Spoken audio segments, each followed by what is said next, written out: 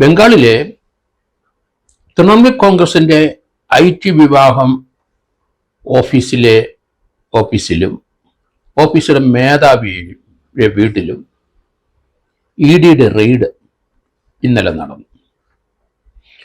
അതിശക്തമായിട്ട് മമതാ ബാനർജി പ്രതികരിച്ചു. സംഭവം അറിഞ്ഞ ഉടൻ തന്നെ മമതാ ബാനർജി DGPയെ തൃണമൂൽ കോൺഗ്രസിന്റെ IT വിഭാഗത്തിന്റെ ഹെഡ്ക്വാർട്ടേഴ്സിലേക്ക് പറഞ്ഞു വിട്ടു. പിന്നാലെ മമതാ ബാനർജിയും എത്തി. ഇടിക്ക് ഇതിനകത്ത് എന്താണ് കാര്യം? ഈ തൃണമൂൽ കോൺഗ്രസിന്റെ രാഷ്ട്രീയ കാര്യം നോക്കുന്ന IT മേധാവിയുടെ ഓഫീസും അദ്ദേഹത്തിന്റെ വീട്ടിലുമൊക്കെ എന്തിനാണ് റെയ്ഡ് ചെയ്യുന്നത്? ഇടിക്കുന്നതിന് അധികാരമില്ല, ആവശ്യമില്ല. ഇത് അമിത്ഷായുടെ പ്രത്യേക നിർദ്ദേശം അനുസരിച്ചാണ് ഈ നടപടി ഉണ്ടായത്.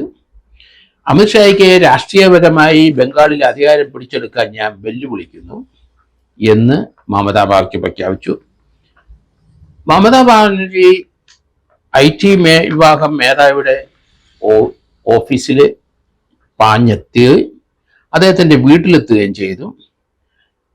അവിടെ നിന്ന് അവര് ED കൈക്കലാക്കാത്ത ചില രേഖകൾ, ലാപ്ടോപ്പും മറ്റും അവർ കൈവശപ്പെടുത്തി. അവരുടെ പൊളിറ്റിക്കൽ പാർട്ടിയുടെ രേഖകളാണ് ആ ഓഫീസിലുണ്ടായിരുന്നത്. അതുപോലെ തന്നെ പാർട്ടിയുടെ ഡിസ്കുകൾ, എല്ലാ ജില്ലകൾ തോറുമുള്ള വിവരങ്ങളടങ്ങിയ പാർട്ടിയുടെ ഡിസ്കുകൾ, അതുപോലെ സെൻസിറ്റീവായ ഡേറ്റകൾ എല്ലാം കടത്തിക്കൊണ്ടുപോയി എന്ന് അവർ ആരോപിച്ചു. അറിഞ്ഞ ഉടനെ അവിടെ സംഭവ സ്ഥലത്ത് പാഞ്ഞെത്തിയ DGPയും അതുപോലെ തന്നെ മമതാ ബാനർജിയും അവിടെ ബാക്കിയുണ്ടായിരുന്ന റെക്കോർഡുകൾ കൈവശപ്പെടുത്തി.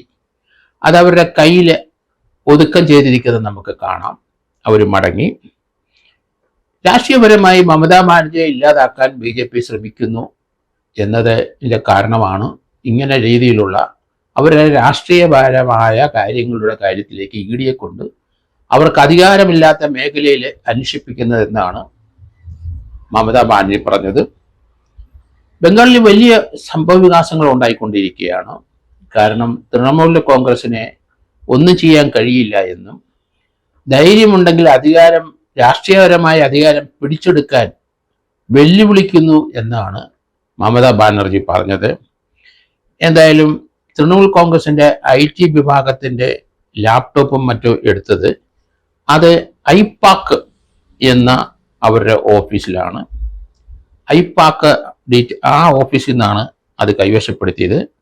അതോടൊപ്പം തന്നെ ആ പാർട്ടിയുടെ ചില വിവരങ്ങൾ, രാഷ്ട്രീയപരമായ വിവരങ്ങൾ അവർ ലാപ്ടോപ്പിൽ നിന്ന് ചോർത്തിയെടുത്തു എന്നുള്ളൊരു ആരോപണം വരുന്നുണ്ട്.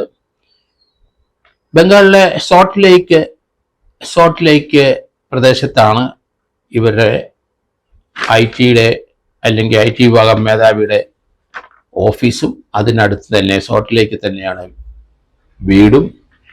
തൃണമൂൽ കോൺഗ്രസിന്റെ രാഷ്ട്രീയപരമായ കാര്യങ്ങളിലേക്ക് എന്താണ് അവരുടെ സ്ഥാനാർത്ഥികളുടെ ഇപ്പോഴത്തെ പേരുകൾ, അങ്ങനെയുള്ള ലിസ്റ്റുകൾ അതെല്ലാം കൊണ്ടുപോയി എന്നാണ് അവർ പറയുന്നത്.